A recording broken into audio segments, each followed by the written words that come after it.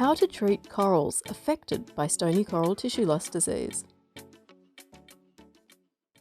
Currently, the most effective method being used to treat stony coral tissue loss disease is the topical application of antibiotics, specifically amoxicillin, using a specially developed pharmaceutical paste called base 2B. Depending on the number and size of the lesions on each infected coral, a 400-gram jar of base 2B mixed with 50 grams of amoxicillin will fill 6 syringes and treat between 6 to 18 corals. This video will demonstrate how to apply the base 2B amoxicillin mixture to corals that have been affected by stony coral tissue loss disease. Because it may be difficult to treat all diseased corals, there are criteria that you can consider to determine which corals to prioritize. Consider the following. What species are they? Some susceptible species, such as brain, star, and starlet corals, contribute substantially to reef building, so they may need to be prioritized. What's their relative size? Colonies that are large for their species are likely to be older and contribute more substantially to reproduction, so you can prioritize treatment for larger individuals. What's their localized reproductive capacity? A coral surrounded by other live colonies of the same species probably also has greater reproductive potential. Is this species endangered? Some of the coral species that are most susceptible to this disease, such as the pillar coral and the lobed star coral, are listed as vulnerable and endangered respectively on the IUCN's Red List of Species. Since these species are already threatened with extinction, it is imperative that we do as much as possible to try and save them. How much of the colony is unaffected? We recommend treating a coral if at least 50 to 75% of its tissues are still alive.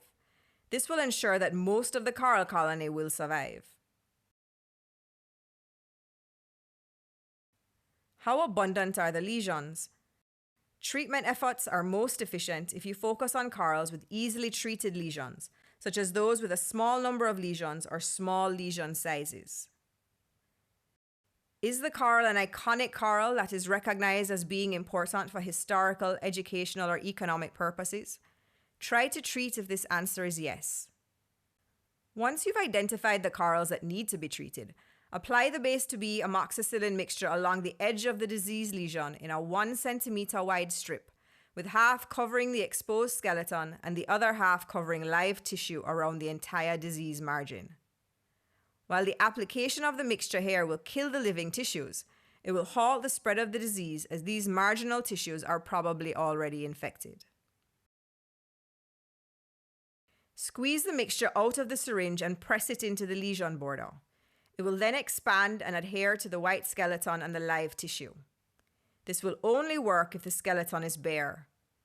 If it is covered with algae, then the compound won't adhere to it. This may also indicate that the lesion is old and does not need to be treated. Do not apply modeling clay to the top of the ointment, since this will hinder the ointment's ability to release the amoxicillin into the coral tissue. Sometimes, adhesion to the coral might be poor if the compound is applied to inactive lesions. However, if you have persistent adhesion problems across several lesions on corals, make sure to mix the ointment for an additional 5 minutes during the next round of treatments. Please note that treating corals in areas with strong occurrence will usually require extended mixing times. Also, ensure that approximately half of the 1 centimeter strip of paste is anchored to dead white skeleton. If the paste is not adhering to the coral skeleton, you can also anchor it with a few small points of modeling clay. Demarcate the treatment site so you can easily identify where the treatment has been applied, since the base 2B ointment will eventually dissipate.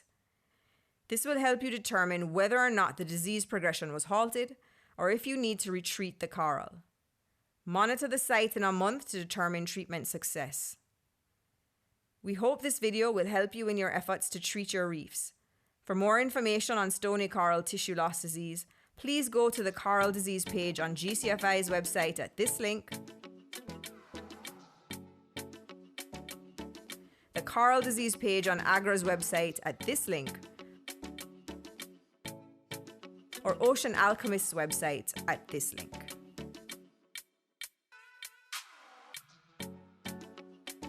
Thank you to NOAA's Coral Reef Conservation Program, to the Turks and Caicos Reef Fund, to Ocean Alchemists,